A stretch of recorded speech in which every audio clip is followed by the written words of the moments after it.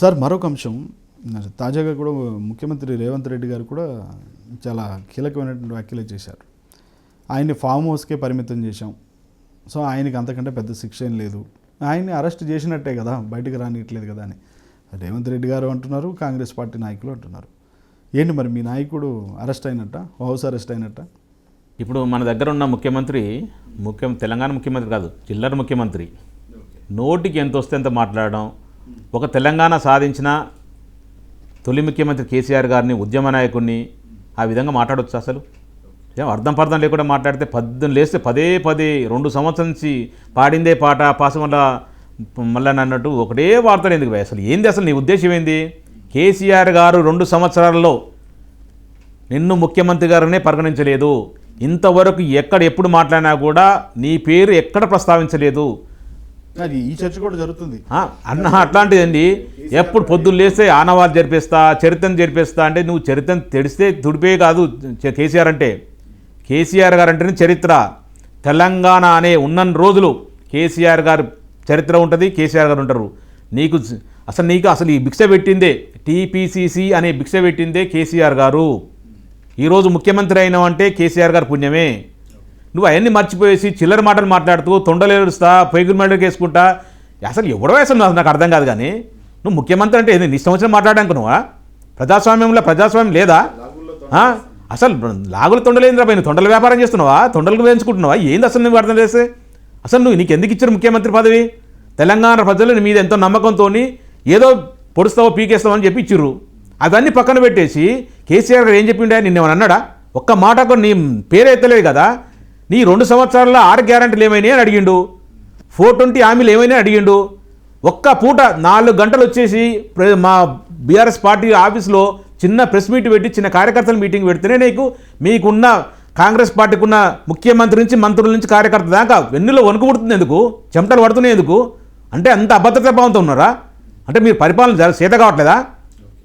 నువ్వు మా ఉద్యమ నాయకుడి గురించి, మా తొలి ముఖ్యమంత్రి గురించి అనేది అంటే కేసీఆర్ గారు మొన్న వచ్చి ఒక చిన్న ప్రెస్ మీట్ పెట్టారు, కాంగ్రెస్ నాయకులు గజగజ వణికిపోయారని మీరు కామెంట్. కాదు అసలు నిద్ర పోతలేరు. 3 రగ్గులు పట్టుకొని పండుకుంటారట. నిద్ర చలికాలం కాదు అసలే. ఈ వణుకుతోని కేసీఆర్ గారు వచ్చి ప్రెస్ మీట్ పెడితే ఒక కార్యకర్తలతోటి మీ అవినీతి గురించి, లేకపోతే మీరు చేస్తున్న కార్యక్రమాల గురించి, మీ 6 గ్యారెంటీ గురించి, 420 హామీల గురించి మాట్లాడితే చలిచరం వచ్చి పండుకుంటారట. ఒక్కొక్కటి 3 రగ్గులు కట్టుకొని పండుకుంటారట. అంత దిగజారిపోయి, అంత అభద్రతా భావంతో ఉన్నావు.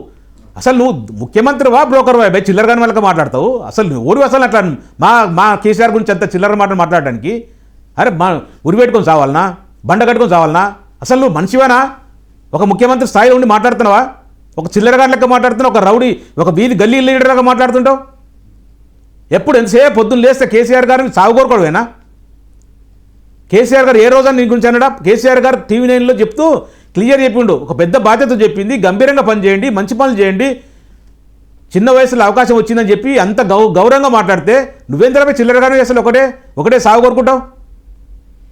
అదే కేసీఆర్ లేకపోతే నువ్వు ఎవరు అసలు ఇలా? కానీ ఒక మాట సార్, ఎందుకంటే మీరు ప్రస్తావన వచ్చింది కాబట్టి అడుగుతున్నాను. ఎందుకంటే అసెంబ్లీ సాక్షిగా కేసీఆర్ గారు కూడా ఈ అంశంలో మేము ఇంకొకటి చెప్తున్నాను. అది నేను హోమ్ మినిస్టర్ ఉంటే, అయితే పెద్ద పోటుగాడి హోమ్ మినిస్టర్ ఉంటాట, ఆయన చుట్టూ పోలీసు కాపలా పెట్టేసా, లోపల పనిష్మెంట్ ఇస్తున్నట.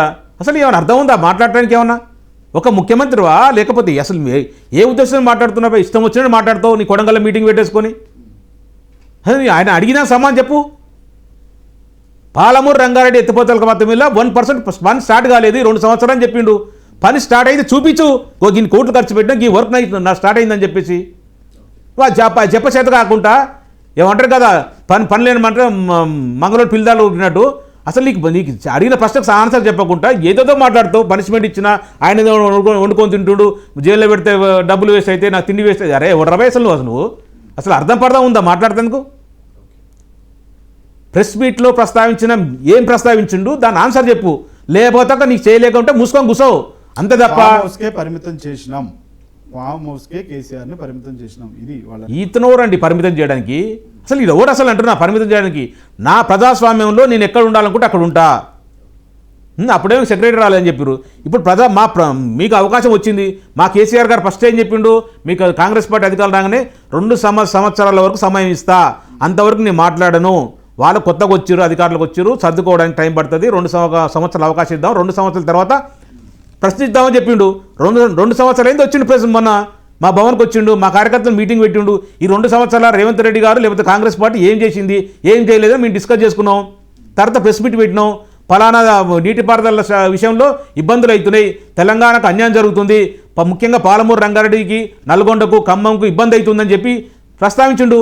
దాని మీద నీకు దమ్ము ఉంటే, నిజంగా చేసి ఉంటే చెప్పు, ఆన్సర్ చెప్పు. అవి చేత కాదు. నీ పరిపాలనలో గోగు ఎంతసేపు పనికి మళ్ళీ మహిళలకు ఫ్రీ ఉచిత బస్సు ఇచ్చినా, అరే ఉకవై ఏం ఉచిత బస్సు ఇచ్చినావు, ఎంతమంది కొట్లాడుతూ తెలుసుడు. బస్సులు బంద్ చేసిన ఉచిత బస్సా, పేరుకే ఉచిత బస్సు, మహిళలకు ఎంత ఇబ్బంది అవుతుంది. గతంలో ఇప్పుడు బస్సు టికెట్ కొనుక్కున్నప్పుడు ఎంత గౌరవంగా పెట్టుకున్నారు, ఆడవాళ్ళకి కేటాయించిన ఆడవాళ్ళని కూర్చోబెట్టేవాళ్ళు, గౌరవంగా ఇచ్చేటోళ్ళు. ఇప్పుడు కొట్టుకుంటారు వాళ్ళకి వాళ్ళే. 200 యూనిట్లు ఫ్రీ ఇచ్చని చెప్తుంటే అసలు సొల్లు చేస్తే పొద్దున్నే సొల్లు చెప్తుంటావు. 200 యూనిట్లు ఎవరికి ఇచ్చినా చెప్పరాదా? 10% కూడా ఇవ్వలేదు. 500 రూపాయలు గ్యాస్ బండ్ ఇస్తున్నావు, ఎవరికి ఇచ్చినా చెప్పరాదు. ఇది చేసినా అది చేసినా గొప్పలు చెప్తుంటావు, కేసీఆర్ని ఏడుస్తుంటావు. అసలు నువ్వు 6 గ్యారెంటీలు ఏమైనాయి? 6 గ్యారెంటీలు ఒక్కటని ఇంప్లిమెంట్ చేసినావా? మహిళలకు 2005 ఎక్కడ పోయినాయి?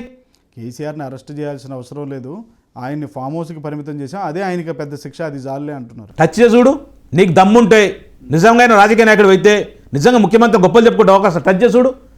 ఒక్కొక్క కార్యకర్త ఒక కేసీఆర్ లాగా ఉద్యమిస్తాడు. నీ అంతు తెలుస్తారు.